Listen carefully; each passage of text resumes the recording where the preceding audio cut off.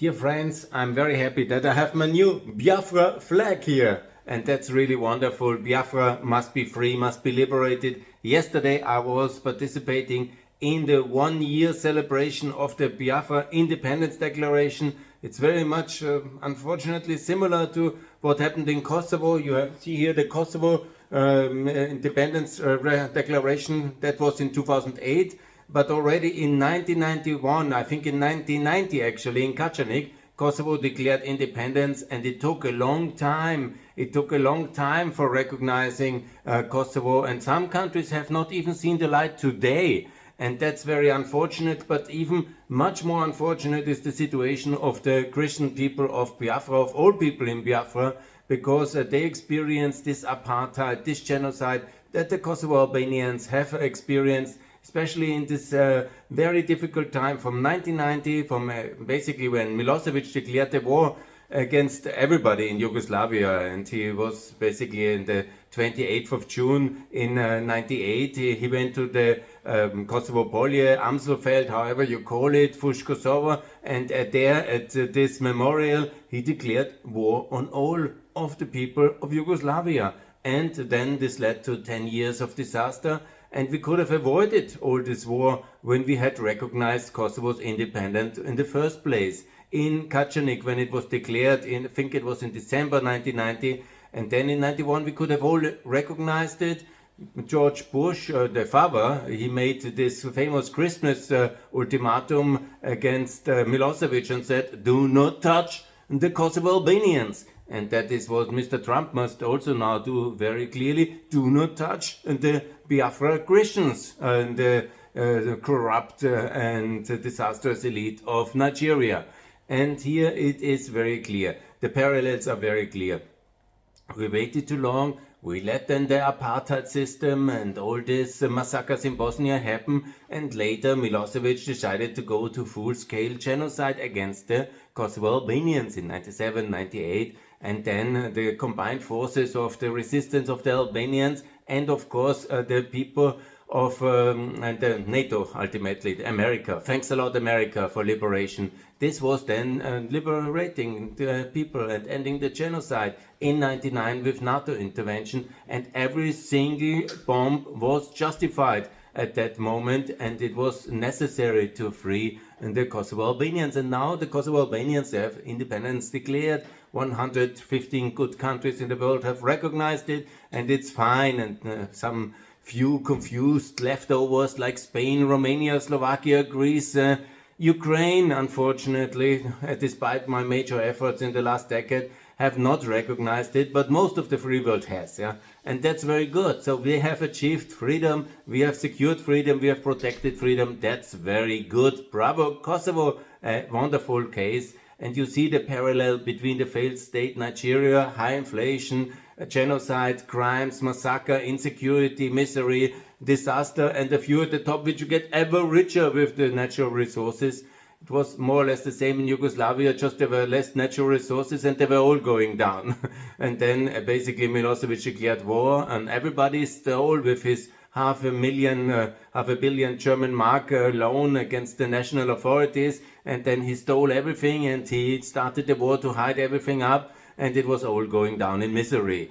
And here is the parallel between Nigeria and Yugoslavia. It's going down in misery, it is a failed state, there is no reason for it to continue, and Biafra will live in freedom. But the necessary thing, and here's the tragic parallel, it takes so long for the international community to understand that, and we wait and wait because we love our system as it is now, because we are structurally conservative. We want to keep it like the status quo. We always want to keep the states as they are, and of course we don't want to change them by aggression like the Russians are doing it in Ukraine and taking over Anschluss style like Hitler did it with Austria. He's taking over Crimea, and then in a full-scale aggression Hitler style he's taking over some parts of Ukraine. He will never keep it. We will definitely liberate Ukraine. Ukraine will liberate itself with our help, but he is continuing to try and to do these major terrible things. But of course, we should not be structurally kind of so conservative in a sense that we don't allow freedom. We must allow freedom, and the respect of freedom must be including also when nations are somehow broken and they are no longer delivering the services, security and prosperity that everybody has a right in, and there are suppressed nations where there is genocide, then we definitely have the right for this next step, and that's the assisted breakup of nations. That's the Fellinger Doctrine in the making here in the case of ex-Nigeria. And this is the example, of course, Kosovo. I love it very much. It's a wonderful country. I have here the head of Kosovo, because Kosovo now also has elections 28th of December. I will be very active on that one as well. And I will just support on the good side who are really then trying to get Kosovo into NATO. But the whole thing is, it's free now, it's secure now, and it is absolutely a success story. And only people who don't know the Balkan history and have no idea, I lived there 15 years, I know exactly what's going on. The situation is that we have to see that as a role model for Biafra. Kosovo, Biafra, Biafra, Kosovo. This is the thing. In the German-speaking world, we still have the idea Biafra is just starving children. But why are they starving children? Because of this tragic mistake of the West, that we didn't support the independence in the 1967 to 70, and we let the Nigerian centralist, disaster, socialist tyrants to starve them into death. Millions died because of our mistakes, and that's very bad. And again, we repeat the mistake here. We don't recognize Biafra Republic. We should recognize the exile government and the exile authorities and tell to the Nigerians, let the Biafra people go. Like we have ultimately enforced it in the case of Kosovo by NATO bombs. And if the Nigerians will not let the Biafra people go, then NATO bombs are the only alternative. America must liberate Biafra. We have not created the global systems that we also respect all religions, that few, Islamic terrorists can kill the Christians like they want and go unpunished. That's not tolerance. That's the total different thing. That's tyranny. If you allow the majority or some extremists to kill Christians who are not protected, that's not respect for the global south. That's tyranny of the few terrorists who then go on and kill on the rampage people of our faith. And that we cannot allow. And we have protected, by the way, let's not mix it up. It's not about religion. We have protected the Kosovo Albanians. They are 95% Muslims. And we will protect the Biafra Christians, who are Christians. And, they have deserved, as human beings, our support. And they have not deserved to be killed. And they have not deserved to be genocided. Nobody has in the world. And they must be protected like we protect the Ukrainians, the Kosovo Albanians, the Biafra Christians.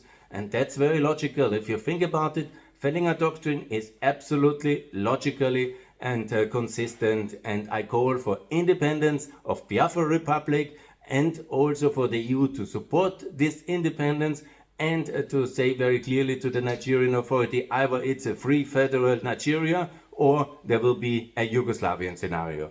And this is what I actually recommend, because now all the 7 countries who came out of Yugoslavia live much better than this failed, terrible terror state Yugoslavia ever was.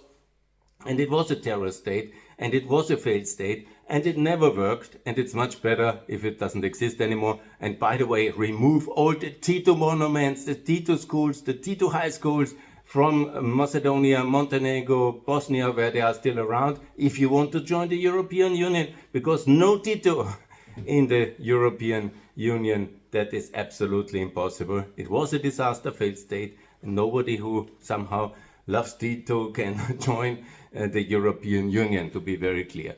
And here we are now. I wish you a happy Independence Day, and the fight for freedom continues, for Biafra freedom. Absolutely, let's celebrate the free world, and the free world is with you, free people of Biafra, and we should help you, and we will. Thanks a lot. This is Günther Fellinger-Jahn speaking here from Vienna. Please subscribe at my YouTube and my other pages, which I have now on my X account, and it's I think I have listed all of them now, and it's many of them. And if you also can buy a t-shirt for Free Biafra, which we presented yesterday in Vienna, I'm also very happy, and thanks a lot, and for freedom of Biafra. All the best. Bye.